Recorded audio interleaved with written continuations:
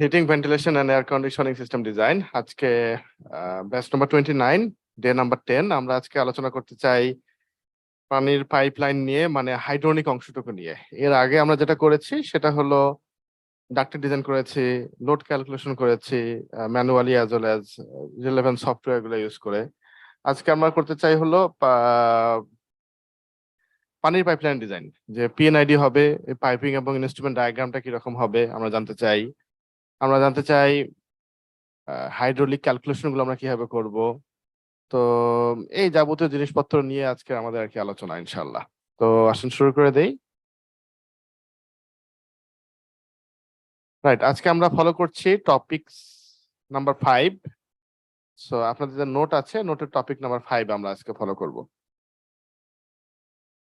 তো এটা যেমন ফলো করি, প্রথমে একটু ডিসকাস করে নেই, একটু ওভারঅল ডিসকাস করে নেই। বেসিক্যালি আপনারা যত রকম পাইপলাইন ডিজাইন করেন, সবগুলো পাইপলাইনকে দুইটা সেগমেন্টে ভাগ করা যায়। যত রকম পাইপলাইন, পানির পাইপলাইন আর কি। তো যত রকম পানির পাইপলাইন কোন কোন দুইটা সেগমেন্টে ভাগ ভাগ করছি আমরা আমরা পাচ্ছি কিছু পানির পাইপলাইন যেগুলো কিনা হলো ওপেন লুপ, আর কিছু কিছু পানির পাইপলাইন যেটা কিনা হলো আপনার ক্লোজ লুপ। সো হাইড্রোনিক সিস্টেমকে আপনি মোটের উপরে দুই ভাগে ভাগ করতেছেন।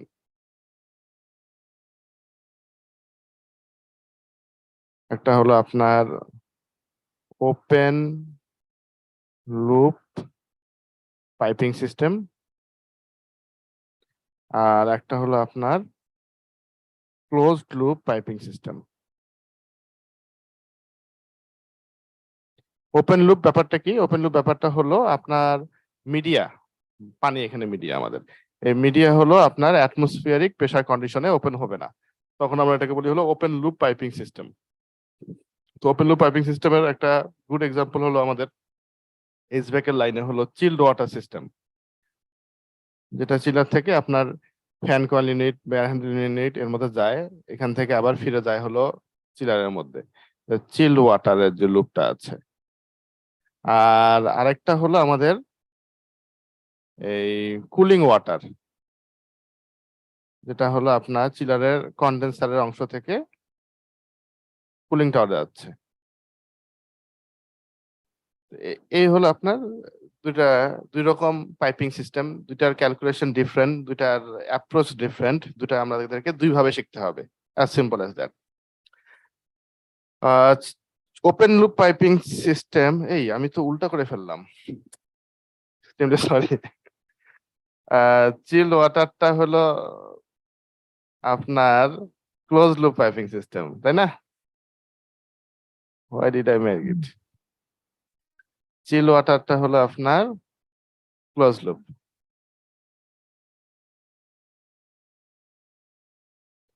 আর ওপেন লুপ হলো আপনার কুলিং ওয়াটার।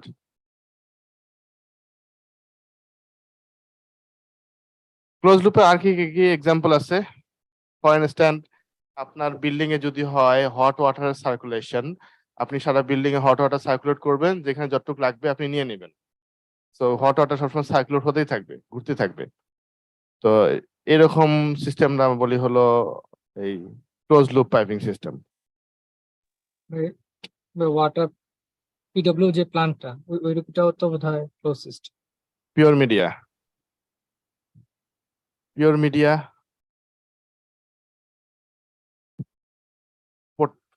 পিডব্লিউ, তারপরে হলো ডাব্লিউএফআই, এগুলো সব হলো close loop piping system. Open loop piping system, open loop piping system আপনাদের পোর্টেবল ওয়াটার যে সিস্টেম থাকে বিল্ডিং এ, বা র ওয়াটারের যে সিস্টেমটা থাকে, অথবা আপনি যদি সফটওয়্যার ইউজ করেন সফট ওয়াটারের যে সিস্টেমটা থাকে, বা ডোমেস্টিক ওয়াটার যে সিস্টেমটা, ডোমেস্টিক বাসা বাড়ির যে ওয়াটার সিস্টেম, এগুলো সব হলো open loop piping system.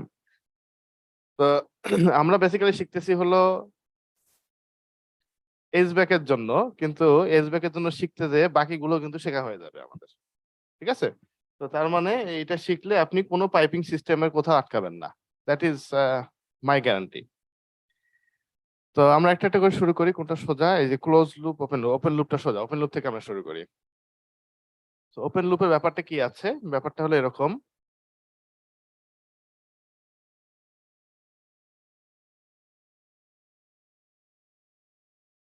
Open loop piping আমরা আলোচনা করছি হলো HVAC এর সাপেক্ষে। তো আমাদের কি থাকে, চিলার থাকে। লেটস কনসিডার হলো আমাদের একটা চিলার আছে, চিলারের কন্ডেন্সার থাকে, ইভাপোরেটর থাকে, তাই না? এগুলো ছোটবেলায় পড়ে আসছেন, মানে 2 সপ্তাহ আগে। তাদের মধ্যে আবার হলো রেফ্রিজারেন্টের সাইকেল থাকে একটা, right? And there is a pump, compressor, and there is a expansion, multi-level expansion for chiller. না, এখানে একটা অংশ হলো আপনার ইভাপোরেটর আর একটা হলো কন্ডেন্সার। ইভাপোরেটর কোনটা আর কন্ডেন্সার কোনটা এখানে?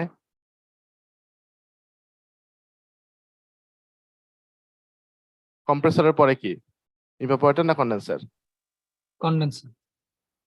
কন্ডেন্সার। সো কন্ডেনসেশন হচ্ছে এইখানে, কন্ডেন্সার। এখন হচ্ছে কি, এই কন্ডেন্সারের এখানে যে পানি আছে, এই পানিটা তো আপনার গরম হয়ে যাচ্ছে। সেই পানিটা আমরা ঠান্ডা করতে চাই। ঠান্ডা করার জন্য আমরা এই পানিটা এখানে নিয়ে যাই, নিয়ে যেয়ে কুলিং টাওয়ারের মধ্যে ডাম্প করি। মোস্ট কমনলি ইউজ কুলিং টাওয়ারটা হলো আমাদের ক্রস ফ্লো কুলিং টাওয়ার।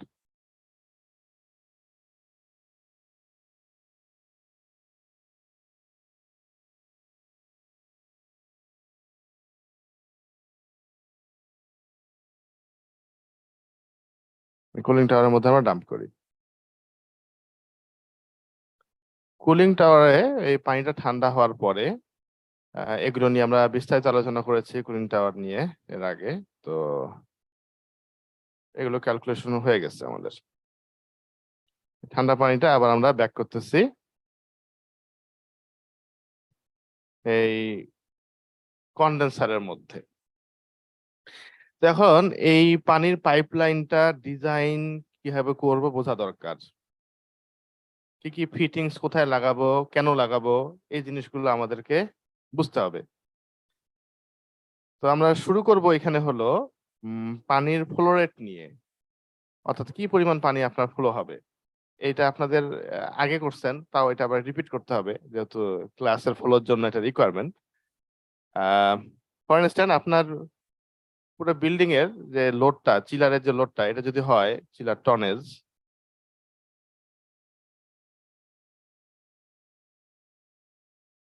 ধরা যাক আমরা আমাদের আজকে টোটাল এক্সাম্পলের জন্য করব হলো 300 টনের জন্য। এখন 300 টন যদি হয় আপনার চিলারের ওজন, চিলারের টনেজ ক্যাপাসিটি, তো তাহলে আমরা বের করতে চাই যে কি পরিমাণ পানি আমাদের হলো কন্ডেন্সার লুপের মধ্যে থাকবে, কি পরিমাণ পানি আমাদের ইভাপোরেটর বা চিল্ড ওয়াটার লুপের মধ্যে থাকবে। তো প্রথমে আমরা ক্যালকুলেশন করে বের করব যে চিল্ড ওয়াটার লুপের মধ্যে পানি কতটুকু থাকবে। কিভাবে করব? এই যে আপনাদের পুরনো পড়াশোনা,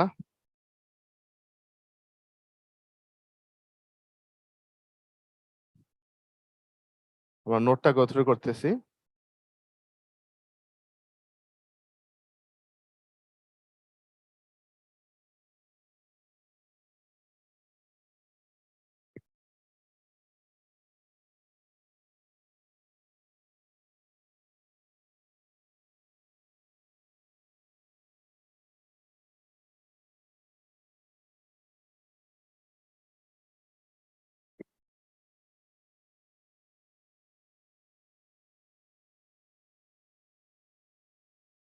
হারাই ফেললাম নাকি?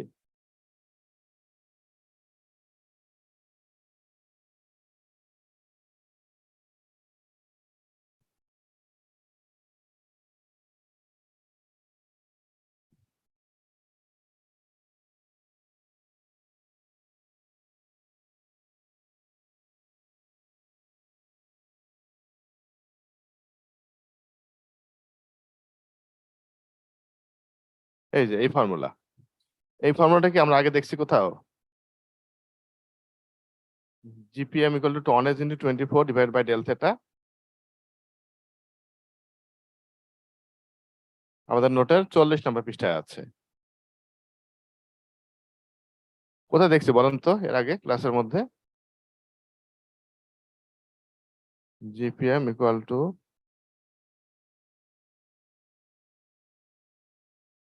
ton into 24 divided by del theta.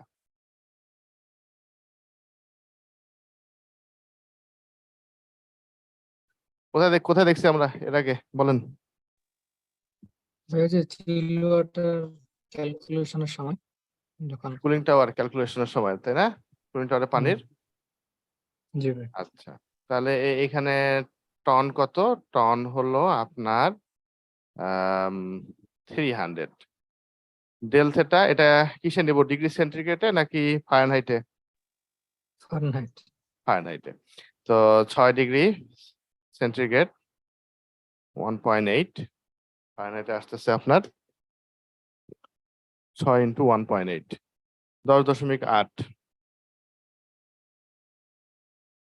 10.8। তো তাহলে আমাদের 300 ইন্টু 24 ডিভাইড বাই 10.8।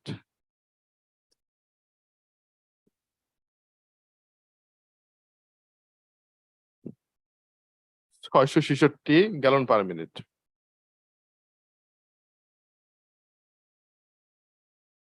জিপিএম এটা চিল্ড ওয়াটারের ফ্লো, তাই না?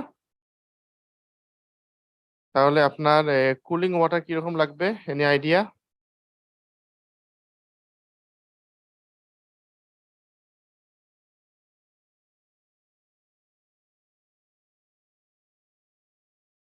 চিল্ড ওয়াটার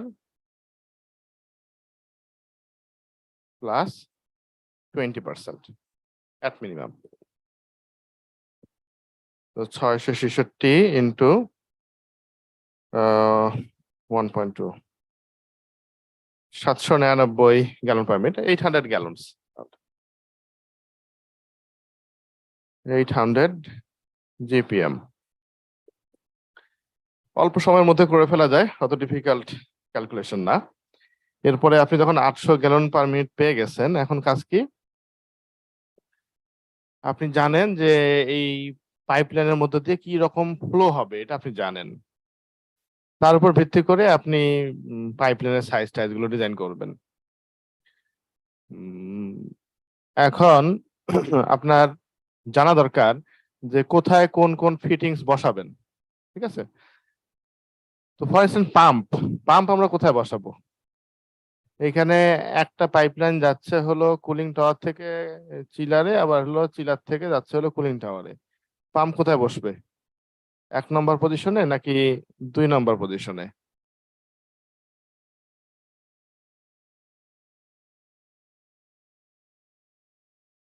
কোথায় বসলে বেটার মনে হয়?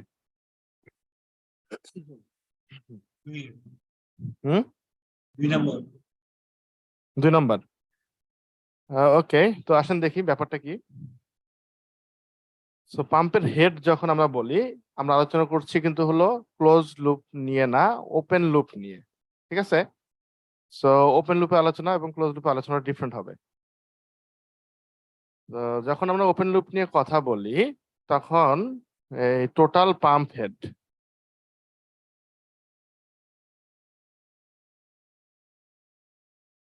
is equal to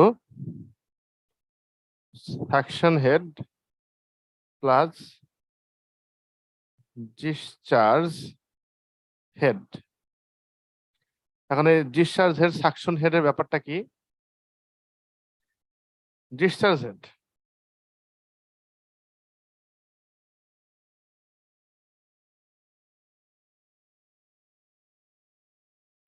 হেড হলো আপনি একটা পাম্প ইউজ করে আপনি যখন ভার্টিক্যালি পানিটা তুলতে চান, এবং আপনি যদি চান যে 100 ফিট উপরে আপনার এখানে ফ্লো রেট হবে হলো 100 জিপিএম এন্ড প্রেসার হবে হলো আপনার 2 বার।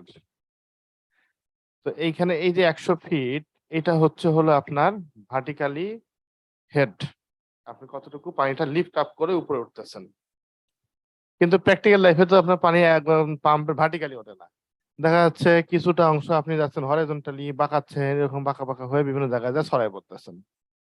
তারপরে এখানে কি হয়, এই হরাইজন্টাল পাইপের অংশে আপনার হলো ফ্রিকশন লস হয়, যে ফ্রিকশন লসটাকে আমরা হলো হেড লসে কনভার্ট করি।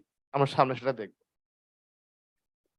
এরপরে আসতেছে হলো সাকশন হেড। সাকশন হেডটা কি?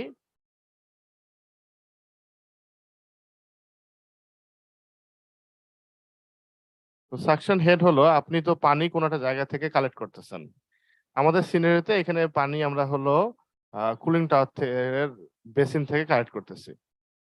এখন এই যে পানি আপনি নিয়ে যায় হলো ডেলিভারি দিবেন, এইখানে কতটুকু হেড লাগবে, এই হেডটা বোঝা আমাদের জন্য গুরুত্বপূর্ণ। এখানে আমরা প্রচুর কনফিউশন ক্রিয়েট করি। বেসিক্যালি আপনার এইখানে যে অ্যাটমসফিয়ারিক প্রেসার আছে পানির উপরে, তারপরে এই পাম্প কোথায় বসাচ্ছেন, পানির ট্যাঙ্কি থেকে উপরে নাকি নিচে, এগুলোর উপরে বেস করে পানি অলরেডি এইখানে যেয়ে থাকবে, এই পাম্প পর্যন্ত যেয়ে থাকবে। এই যে পানি অলরেডি পাম্প পর্যন্ত যেয়ে থাকবে যে ফোর্সের কারণে, যেটা আপনি কিন্তু প্রোভাইড করতেছেন না, ন্যাচারালি আসতেছে, সেটাকে আমরা বলি হলো net positive suction head available. এটুকু আপনার কাছে থাকবে। এখন পাম্প যখন কিনতে যাবেন, পাম্পের ম্যানুফ্যাকচারার একটা ডাটা দিবে, সে বলবে যে net positive suction head required, অর্থাৎ তার পাম্পের জন্য মিনিমাম কতটুকু হলো হেড রিকোয়ারমেন্ট আছে, অর্থাৎ কতটুকু আপনার অ্যাভেলেবল থাকলে এখানে সে পানি পৌঁছাতে পারবে। যদি রিকোয়ার্ডটা আপনার দেখা যাচ্ছে এই পর্যন্ত আপনার রিকোয়ার্ড, কিন্তু অ্যাভেলেবল আছে একদম পাম্প পর্যন্ত, তার মানে এই available net positive suction head available, এটা আপনার বেশি থাকতে হবে net positive suction head required, অর্থাৎ পাম্পের যে রিকোয়ারমেন্ট আছে তার চেয়ে অ্যাভেলেবলটা আপনার বেশি থাকবে। যদি আপনার অ্যাভেলেবল কম থাকে তাহলে কি হবে? তাহলে হইলো এই পানি পাম্প পর্যন্ত পৌঁছাতে পারবে না পুরোটাই, এবং এই জন্য ক্যাভিটেশন ক্রিয়েট হবে। ক্যাভিটেশন ক্রিয়েট হইলে আপনার এই পাম্পের ইম্পেলার টিম্পেলার এগুলো সব নষ্ট হয়ে যাবে। ক্যাভিটেশনটা হলো আপনার ক্ষতর সৃষ্টি হওয়া আর কি আপনার পাম্পের বডির মধ্যে। যখন আমার এই net positive suction head required অ্যাভেলেবলের চেয়ে আপনার বেশি থাকে, অর্থাৎ রিকোয়ার্ডটা বেশি কিন্তু আছে কম, তার মানে আপনি দিতে পারতেছেন না। যদি দিতে না পারেন তখন যেটা হবে সেটা হলো, আমরা যদি কনসিডার করি এই হলো আপনার পানির পাইপ, আর এইখানে হলো আমাদের পাম্প, এন্ড দেন এখানে যাচ্ছে। যখন আপনার এই পানি অ্যাভেলেবলটা হলো কম রিকোয়ার্ডের চেয়ে হেড, তখন এইখানে হলো ক্যাভিটেশন ক্রিয়েট হবে। এখানে হলো লো প্রেশারের কারণে পানি বয়েল আপ হয়ে এরকম ছোট ছোট হলো এই বাবলে ফরমেট করবে। এই বাবলটা হলো যখন আপনার হাই প্রেশার সাইডে যাবে তখন অনেক জোরে যে পাম্পের গায়ে লাগবে এবং পাম্পটাকে নষ্ট করে দিবে। এটা একবারে হবে না, এটা হলো আপনার গ্রাজুয়ালি হবে। যদি এটা হয় তাহলে কি রকম লাগবে দেখতে?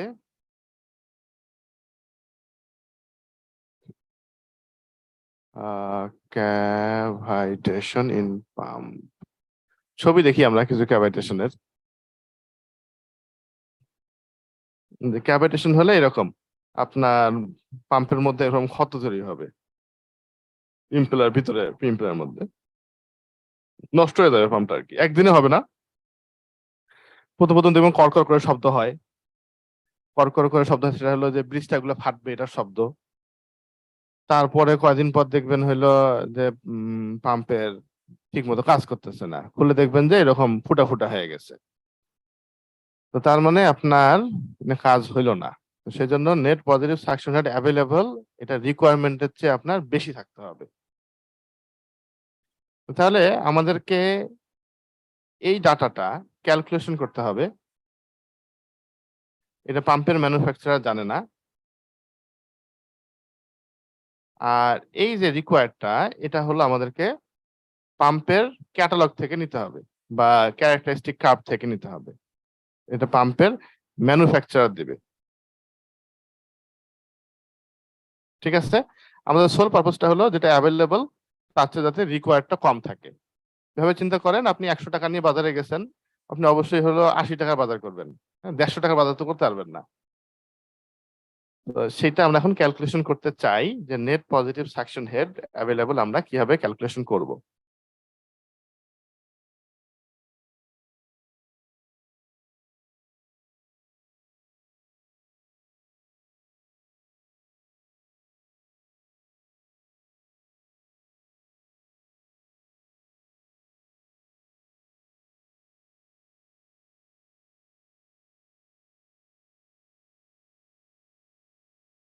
Net positive suction head available, এখন net positive suction head available এটা ক্যালকুলেশন করার ফর্মুলা কি? ফর্মুলা হলো এই একটা আপনার ফর্মুলা আছে, এটি ইউজ করতে হবে। ফর্মুলা দেখে প্রথমবার আপনাকে একটু হিজিবিজি মনে হলেও একটু আলোচনা করলে জিনিসটা একদম ক্লিয়ার হয়ে যাবে, খুব একটা বেশি ডিফিকাল্ট না। এনপিএসএইচ এ ইকুয়াল টু হচ্ছে হলো H A net positive suction head available is equal two হচ্ছে হলো এইচ এ। এখন এইচ এটা কি? এইচ এটা হলো the absolute pressure on the surface of the liquid in the supply tank. আমাদের কুলিং টাওয়ারের যে বেসিনটা আছে যেখানে পানিটা স্টোর হয়ে থাকতেছে, সেইখানে প্রেসার কত? Any idea?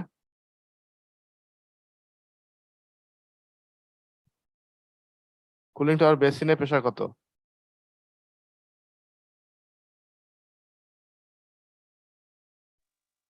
ভাই 1 অ্যাটমসফিয়ারিক প্রেসার, তাই না? atmospheric pressure hmm, 1 atmospheric pressure. তাহলে এইটা তো কনস্ট্যান্ট, এটা আমরা চেঞ্জ করতে পারতেছি না, তাই না? এখন 1 atmospheric pressure is equal to actually 34 feet. তাহলে এইচ এ এটা হলো pressure on the surface of the liquid.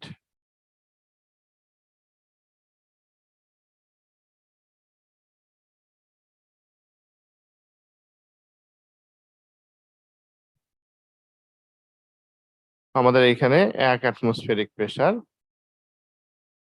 1 atmospheric pressure মানে হলো আপনার 34 ফিট।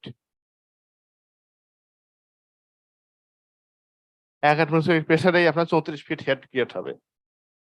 এটা তাহলে পজিটিভ প্রেসার ক্রিয়েট হচ্ছে পানির সারফেসে, ওই প্রেসারেই হলো পানি পাম্প পর্যন্ত যাচ্ছে পানি। এটা হলো এইচ এ। এইচ এর পরে আমরা পাচ্ছি হলো এইচ জে। এইচ জে এটা হলো প্লাস মাইনাস, এটা প্লাস হইতে পারে মাইনাস হইতে পারে। এটা আসলে কি জিনিস? Plus minus H J. H যেটা হলো আপনার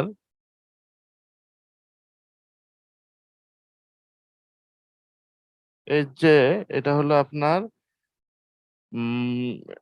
পানির যে পাম্পটা আছে আপনার, এটা হলো আপনার পানির ট্যাঙ্ক, এবং এর ভিতরে লিকুইড আছে, ধরা যাক এই পর্যন্ত থাকবে ইউজুয়ালি। এখন আপনি পাম্পটা কোথায় প্লেস করছেন? পাম্পটা কি আপনি উপরে প্লেস করছেন নাকি নিচে প্লেস করছেন? রেফারেন্স পয়েন্টটা হইলো এই যে পানির সারফেস থেকে। এখন হতে পারে আপনি পানিটা নিচ্ছেন এইখান থেকে এইভাবে, অথবা হতে পারে আপনি পানি নিচ্ছেন নিচ থেকে এইভাবে। যেটাই আপনার উপায় হোক না কেন, ধরা যাক একটা আছে হলো উপরে 5 ফিট উপরে, আর একটা আছে নিচে, এটা 5 ফিট নিচে। ঠিক আছে, কোথা থেকে? পানির সারফেস থেকে পাম্পের সেন্টার পয়েন্ট এর দূরত্ব সমান সমান, কিন্তু একটা উপরে একটা নিচে। এখন বলেন দেখি ভাই, এখানে কোন পাম্পটায় পানি সহজে যাবে? পাম্প 1-এ নাকি পাম্প 2-তে? 2-তে।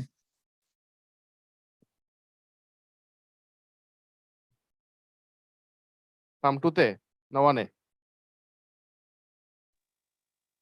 ভাই 2 তে যাবে। 2 তে। না, বাকি সবার কি অবস্থা? সাইলেন্ট কেন এত? আশিক ভাই, ইব্রাহিম ভাই, ইব্রাহিম ভাই খালি কথা বলতেছে, আর কেউ কথাবার্তা বলতেছে না।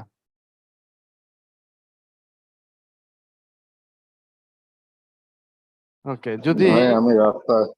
রাস্তায় এখন যখন নিচে আছেন, নিচে মানে হলো এটা ইজি, এখানে আসবে সহজে পানি, তাহলে এটা হলো আপনার পজিটিভ। আর উপরে আপনার কষ্ট হবে, এটা নেগেটিভ। তো তার মানে যদি আপনি নিচে বসান এই ভ্যালুটা আসবে পজিটিভ, আর যদি উপরে বসান এই ভ্যালুটা আসবে হলো আপনার নেগেটিভ। ঠিক আছে? আচ্ছা, এরপরে আরেকটা ইম্পর্টেন্ট প্যারামিটার আছে, সেটা হলো HF। HF goes for friction loss. So final parameter HF, friction loss সবসময় আপনার নেগেটিভ হবে, সবসময় মাইনাস যাবে। এটা লস, তো এটা কখনো পজিটিভ হবে না। তো আসুন দেখি, এইখানে HA আমরা বুঝলাম, কারণ HJ হলো আমাদের সিনারিওতে এই ধরা যাক হলো এটা আপনার project,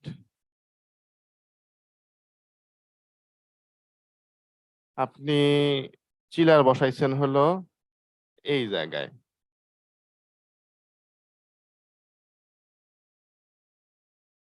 as per Bangladesh national building code, সাজেশনটা হলো চিলার থেকে কুলিং টাওয়ার অ্যাটলিস্ট 12 ফিট উপরে বসাইতে। তো তাহলে আপনি কি করছেন, ধরুন কুলিং টাওয়ারটা আর একটু উঁচু জায়গায় আপনি ধরেন 12 ফিট এইখানে আপনি বসাইছেন।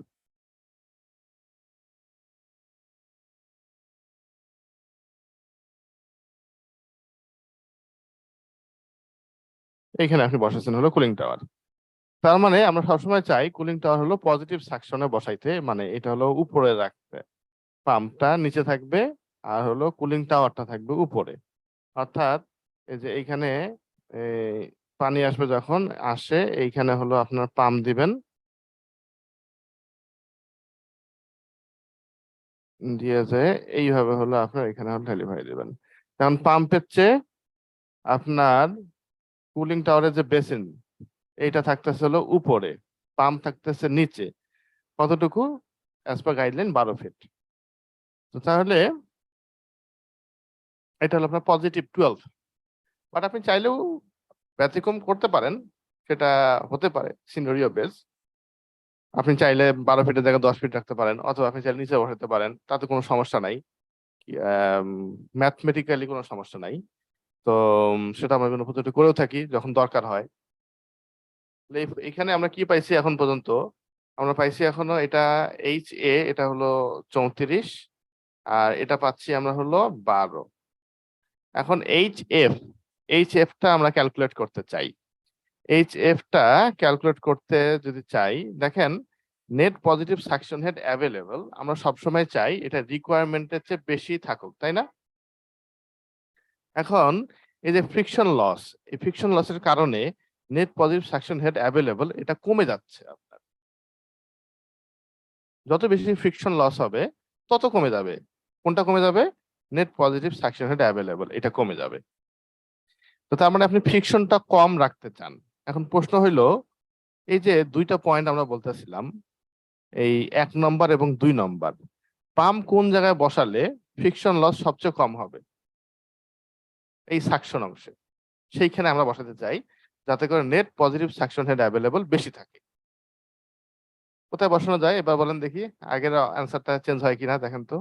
আগে বলছিলেন 2 নম্বর, এখন বলেন দেখি কোন জায়গায় বসাইলে আপনার সাকশন হেড যেটা সেটা বেশি আসবে। 1 নম্বরে বসালে ভালো হয়। 1 নম্বর, কারণ এই যে এইখানে বসাইলে সাকশন হেড অ্যাভেলেবল এটা বেশি আসবে। 2 নম্বর পজিশন বসালে সাকশন হেড অ্যাভেলেবল কম আসবে, কারণ হলো এই যে ভিতর দিয়ে যাবে যখন, তখন হলো ফ্রিকশন লস হবে। আচ্ছা, এখন তাহলে আমরা এই net positive suction head available এটা বের করার জন্য মোটামুটি সবকিছু পেয়ে গেছি। এখন আমাদের যেটা দরকার সেটা হলো এই পাইপের পিএনআইডিটা দরকার। তাহলে আমরা এই ফ্রিকশন লসটা বের করতে পারবো। পিএনআইডি ছাড়া তো আমরা ফ্রিকশন লস বের করতে পারবো না। তো এখন এখানে